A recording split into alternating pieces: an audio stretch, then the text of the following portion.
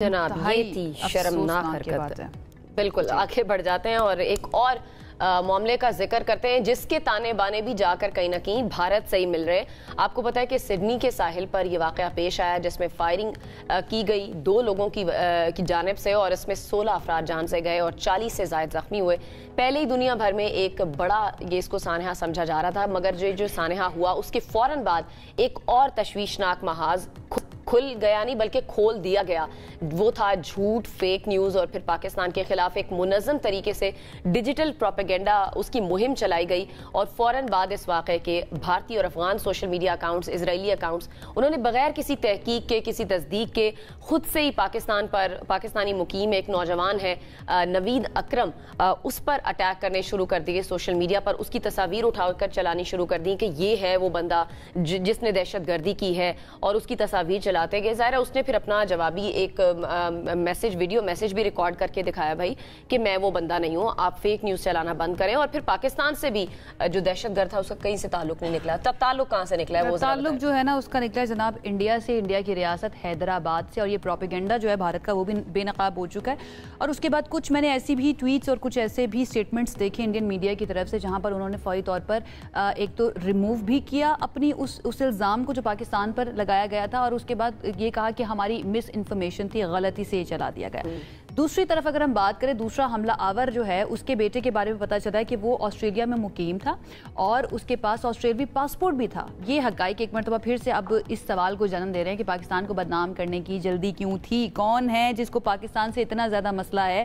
یہ ہم سب جانتے ہیں. اب سوال یہ ہے کہ یہ افواہ جو ہے شاید اس کو فوری طور پر آپ کہہ دیں کہ بھئی صرف غلطی سے ہو گیا، لیکن جس انسان کی زندگی کے اوپر، اس کے امیج کے اوپر، اس کے نفسیاتی مسائل اس کے ساتھ شروع ہوئے ہیں، اس کا جواب کون دے گا؟ یہ سب کو جاننے کی کوشش کرتے ہیں. ہمارے ساتھ اس وقت موجود ہیں پاکستان میں سابق سفیر ڈاکٹر جمیل احمد خان صاحب. بڑی گہری نظر رکھتے ہیں اس طرح کے معاملات کے اوپر، تو ان سے جانتے ہیں کہ وہ کیسے دیکھ رہے ہیں سارے معاملے کو. ڈاکٹر صاحب تھینک یو سو مچ ہمیں جوائن کرنے کے لیے. سب سے پہلے تو میں چاہوں گی آپ اس ایک اہم واقعے پر کامنٹ کیجئے جو کہ بہار کے وزیر اعلیٰ نتیش کمار کی طرف سے کیا گیا ایک خاتون کا نقاب کھینچنا.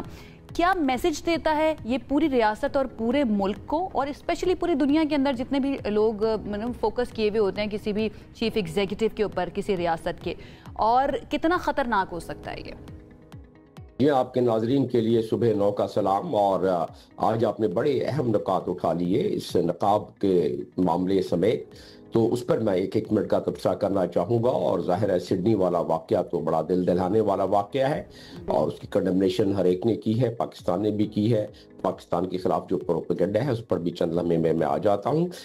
جہاں تک رہا سوال نقاب کا، یہ ایک عکاسی کرتا ہے، یہ ایک ذہنی عکاسی کرتا ہے کہ ذہن سازی انڈیا میں کیسے کر دی گئی ہے. آر ایس ایس کی طرف سے 1916 سے آر ایس ایس کی بنیاد رکھی گئی. چلتے جب ان کو پاور ملنا شروع ہوئی بی جے پی کی شکل میں، جب انہوں نے پولیٹیکل پارٹی بنا لی تو اس کے بعد انہوں نے یہ حرکتیں چھوڑی نہیں. وہ اور اس کا ذکر میں نہیں کر رہا، اس کا ذکر امریکن ریلیجس فریڈم کمیشن کی رپورٹ نے ایک مرتبہ نہیں کئی مرتبہ ذکر کیا ہے کہ بھارت میں کس قسم کی جو ریلیجس ڈسکریمنیشن، چاہے وہ دلت ہوں یا وہ تو خیر ان کی اپنے ہیں، لیکن چاہے کرسچن ہوں یا باقی مذہب کے لوگ ہوں اور خاص طور پہ مسلمان، تو یہ سلسلہ ادھر. تو یہ ایک ذہن سازی کی عکاسی کرتا ہے جس کو کہ ایکسپوز کرنا چاہیے دنیا میں. امریکن اگر ایکسپوز کر سکتے ہیں تو اس چیز کو لے کے دنیا میں باقی جگہوں پر سیمینار ہونا چاہیے. یہ دنیا کا ایک بڑا حساس معاملہ ہے. یہ یونائٹڈ نیشن یونیورسل چارٹر کی خلاف ورزی ہے، یہ ہیومن رائٹ کی بہت ساری کووننٹ کی خلاف ورزی ہے، یہ دنیا کے تمام اخلاقی اقدار کی خلاف ورزی ہے. تو لہٰذا اس کو یہاں نہیں چھوڑنا چاہیے. یہ تو بات رہی اس کی، اور اس سے کیا توقع کی جا سکتی ہے جہاں کے لوگوں کو لنچ کیا جاتا ہے. میں چاہوں گی آپ اس کے اوپر کامنٹ کیجئے، پھر ہم سڈنی والے معاملے پر چلے جاتے ہیں. اب جو کچھ سٹیٹمنٹس آ رہے ہیں انڈیا کی طرف سے کہ یہ جو نتیش کمار صاحب ہیں ان کی مینٹل کنڈیشن کے بارے میں بات کی جا رہی ہے کہ شاید وہ دماغی توازن ان کا کسی طرح سے ٹھیک نہیں ہے. تو سوال یہ دماغی توازن ٹھیک نہیں تو وہ چیف منسٹر کی کرسی پر کیا کر رہے ہیں؟ ان کو تو پھر وہاں سے ہٹ جانا چاہیے. What do you think doctor صاحب؟ جی ہاں، नहीं, दिमागी तवाज़ुन कैसे ठीक होगा? जब एक ज़हन साजी की गई तो दिमाग तो खराब कर दिया गया ना, एक नतीश का नहीं, बहुत सारे लोगों का।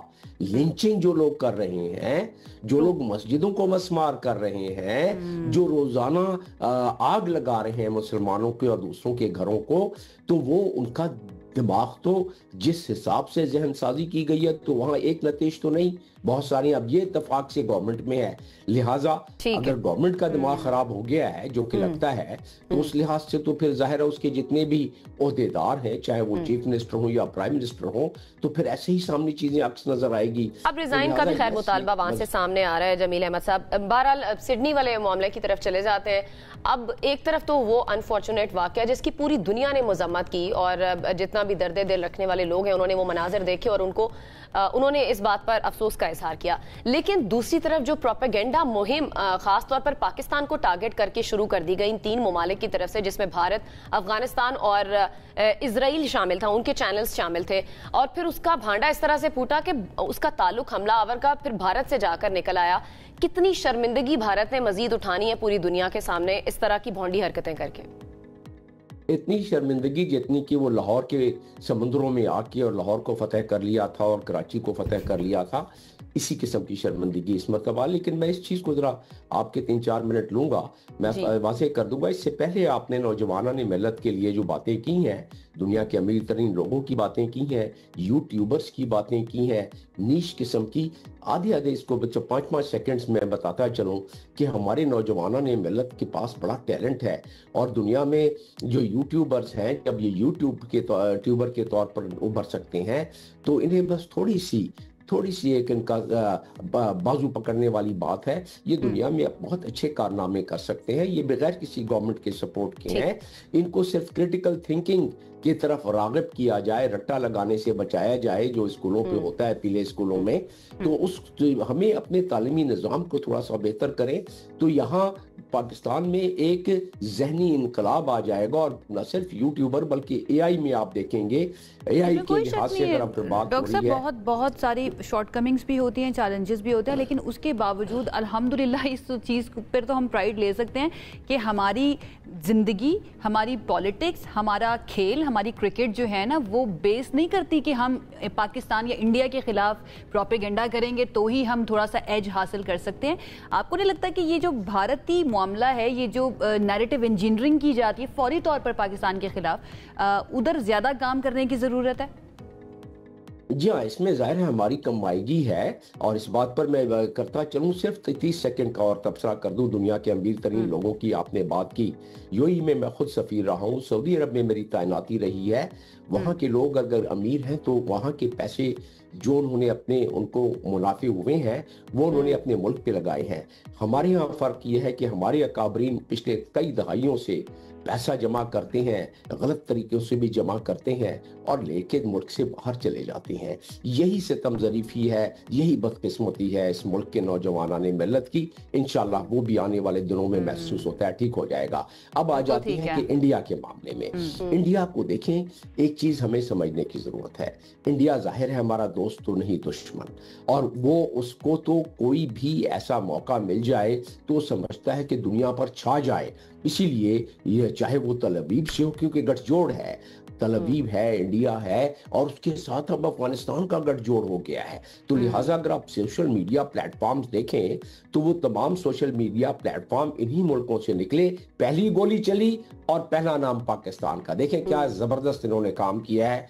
और फिर किस तरह हजीमत हुई है कि ऑस्ट्रेलियन पुलिस कहती है कि नहीं नहीं नहीं नहीं वो पाकिस्तानी नहीं है। ये गलत इल्जाम लगाया जा रहा है। ये ऑस्ट्रेलियन पुलिस ने डीबंक का लफ्ज इस्तेमाल किया कि अटैकर एक्शन जो है they are not representative of Pakistan. में ऑस्ट्रेलियन पुलिस की अल्फाज बता रहा हूँ आपको। उसकी अपनी फैमिली ने जब कहा कि नहीं हम पाकिस्तानी नहीं है, तब उनके थोड़ी सी हजीमत। डॉक्टर साहब, इस तरह से जब कोई नैरेटिव बनाया जाता है मीडिया का इस्तेमाल करके या फिर किसी भी गवर्नमेंट की तरफ से किसी दूसरी कंट्री को टारगेट किया जाए, तो जिस कंट्री में वाकया हुआ है, क्या उस कंट्री की जो गवर्नमेंट है वो इंटरनेशनली इस मामले को उठा सकती है? मैं सिर्फ समझना चाह रही हूँ, क्योंकि आप सिफारती मामलात को जानते हैं, क्या सिफारती सतह पर इंटरनेशनली उस मामले को उठाया जा सकता है कि ये एक दूसरी नेशनैलिटी के बंदे को या उनके मुल्क के नेशनैलिटी के बंदे को जो कि बेगुनाह है इल्ज़ाम लगा रहे हैं इस्तेमाल करके एक दूसरी कंट्री के ऊपर?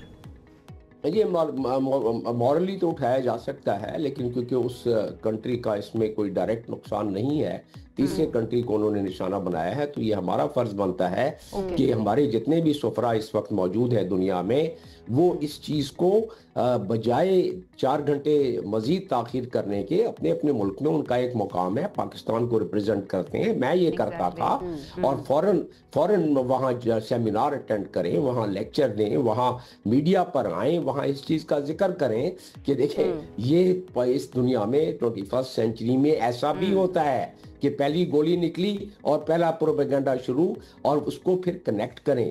مارکہ حق میں جس طرح پروپیگنڈا شروع کیا اس سے کنیکٹ کریں، اس کو پھر کنیکٹ کریں جس طرح کہ میں نے آپ کو اقوام اس کی یونائٹڈ سٹیٹس کی ریلیجیس فریڈم کی کمیشن کی رپورٹ کا ذکر کیا، اس کو کنیکٹ کریں. پھر اقوام متحدہ کے ہیومن رائٹ کے جتنے بھی اس وقت تک رپورٹیں آئی ہیں، تو میرا مقصد یہ ہے کہ ہم نے اس کو اسٹریٹجائز کرنا ہے، جو کہ جس میں کہ ابھی تھوڑی کمی ہے. اگر اس کمی کو پورا نہیں کریں گے تو انڈیا آئندہ بھی ایسا کرنے کی کوشش کرے گا، اور نوخیز ذہن پرویکٹیولی کام کرنے کی ضرورت ہے نا ہمارے سفراء کو. جیسا کہ آپ نے بات کی اس طرح کا معاملہ، اگین بالکل صحیح آپ فرما رہے ہیں کہ آسٹریلیا کا اپنا تو کوئی ایسا نقصان نہیں ہے، لیکن پاکستان کے امیج کو ہمیشہ سے خراب کرنے کی کوشش کی جاتی ہے بھارت کی طرف سے. تو یہی ایک مرتبہ پھر سے کیا گیا ہے پہلگام کے بعد بھی، حالانکہ کافی وہاں پر اس وقت بھی شرمندگی کا مقام تھا ان کے لیے. ڈاکٹر صاحب تھینک یو سو مچ ہمیں جوائن کرنے کے لیے، اور بہت سارے اہم پہلوؤں کے اوپر آپ نے روشنی ہے اور اپنی رائے ہمارے سامنے رکھی ہے. امپورٹنٹ چیز یہ ہے کہ جناب جتنے بھی ممالک ہیں اس کے اندر اب یہ چیز واضح ہونا شروع ہو چکی ہے، ایون انڈیا کے اندر واضح ہو چکی ہے کہ بھئی کچھ بھی ہوگا نا ادھر اپنے ملک کے اندر کوئی ایسا دہشت گردی کا واقعہ بھی ہو جائے تو فوری طور پر بغیر کسی انویسٹیگیشن کے پاکستان. لیکن کریڈیبلٹی پھر کیا ہے؟ انڈین میڈیا کی کوئی کریڈیبلٹی انٹرنیشنلی دیکھ لیں، اپنے ان کے ملک میں دیکھ لیں، لوگ مذاق اڑا رہے ہوتے ہیں، لیکن شاید ان کو فرق نہیں پڑتا کیونکہ انہوں نے غلط خبریں پھیلانی ہیں. ان کو لگتا ہے کہ اسی طرح سے ذہن سازی جو ہے وہ کر سکتے ہیں. جناب آگے بڑھ جاتے ہیں، بلکہ ایک بریک کی طرف ہمیں جانا ہے. بریک سے پہلے ایک اہم خبر آپ کو دے دیتے ہیں، وہ یہ ہے کہ بہت مرتبہ مارکہ حق کے دوران اور پاکستان اور انڈیا کا جو معاملہ رہا تھا، جو کانفلکٹ رہا تھا، اس کے اندر تقریباً 1 گھنٹے کی ایک ایریل جنگ پاکستان اور بھارت کے درمیان لڑی گئی تھی، اور وی ریممبر 6-0 آپ کو بھی یاد ہے نا. تو اس کے معاملے میں بتا دیتے ہیں ایک اور شہادت آگئی جناب. پاکستان سے جنگ کے دوران گرائے گئے بھارتی رافیل طیارے کتنے تھے اب یہ سامنے آ گیا، اور یہ ہم نہیں کہہ رہے ہیں، یہ ایک برطانوی جریدہ ہے کی ایرو، اس کی طرف سے مئی میں ہونے والی پاک بھارت جنگ کے دوران گرائے گئے 4 رافیل طیاروں کے نمبر اب سامنے آ گئے ہیں. تحقیقاتی رپورٹ یہ بتا رہی ہے کہ مئی میں پاکستان اور بھارت کے درمیان جو 52 منٹ کی، جو آلموسٹ تقریباً 1 گھنٹہ بنتا ہے، ایک فضائی جنگ ہوئی تھی. اس میں بھارتی فضائیہ کے 4 رافیل لڑاکا طیارے تباہ ہوئے تھے. اس رپورٹ کے اندر ان کے نمبر بھی آ چکے ہیں، وہ نمبر بھی بتا دیتے ہیں: BS001, BS021, BS022 اور BS027. یہ رافیل ہے. اس کے علاوہ باقی بھی ہیں. ابھی کتنا شرمندہ کرنا ہے مزید ہم انڈیا کو کتنا ہم کر رہے ہیں، دنیا ساری شرمندہ کر رہی ہے. اچھا جی، بھارت ان 4 طیاروں کے سیریل نمبرز کے ساتھ کوئی واضح تصاویر پیش نہیں کر سکا. ویسے وہ کہتے رہے اپنی ٹی وی پہ آگے ہمارے کوئی طیارے نہیں گرے. ظاہر آپ کو سیریل نمبر بتانا پڑتا ہے تاکہ وہ آپ ٹیلی کر سکیں کہ وہ آپ کے پاس طیارے ہیں یا نہیں ہیں، تو وہ دکھانے میں ناکام رہا تھا. پاکستان کے ملٹی ڈومین آپریشنز نے بھارتی فضائیہ کو مفلوج کیا تھا، آپ کو یاد ہوگا، اور بھارتی فضائیہ کے مجموعی نقصانات میں 4 رافیل طیارے تھے، ایک MiG-29 تھا، ایک SU-30 اور ایک ہیرون ڈرون بھی شامل، کئی بلکہ ڈرون جو ہیں وہ شامل تھے. برطانوی جریدے کی رپورٹ میں مزید یہ کہا گیا ہے کہ 10 مئی کو JF-17C بلاک 3 نے ادھم پور میں دفاعی نظام S-400 کو بھی تباہ کیا تھا. تو یہ تباہی ہم نے نہیں، پوری دنیا نے دیکھی، اور آپ کی کریڈیبلٹی بھی ہم نے نہیں بلکہ پوری دنیا نے دیکھی. آپ نے خود مذاق بھی اس کا بنوایا. جناب ایک بار جاتے ہیں بریک سے، واپس آئیں گے، مزید سیگمنٹس پر بات کریں گے. ہمارے ساتھ رہیے.